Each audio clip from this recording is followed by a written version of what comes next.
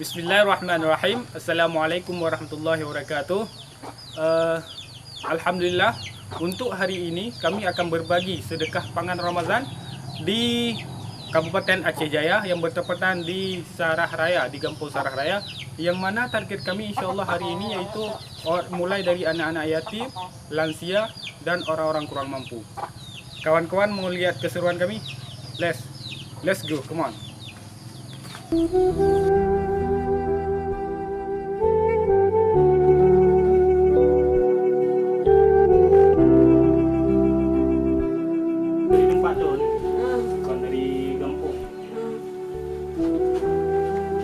Paling ajar deh di bandara.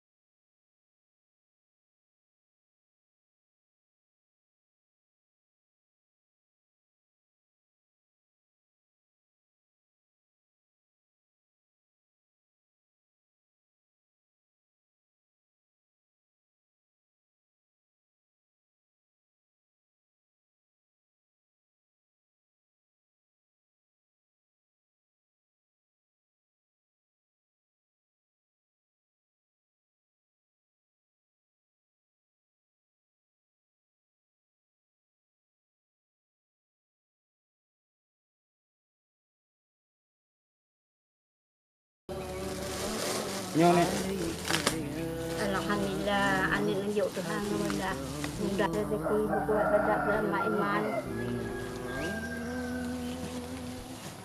Mak ya, aja.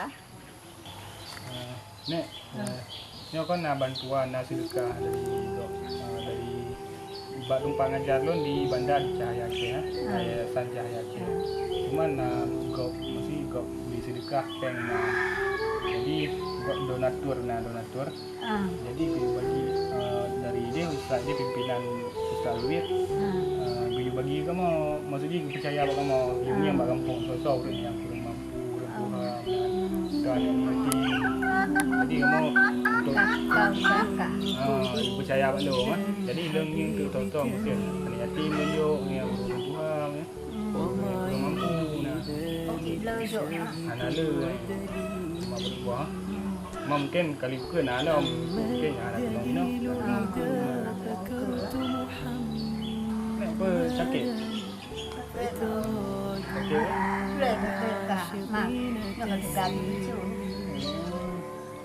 Tenang juga berat.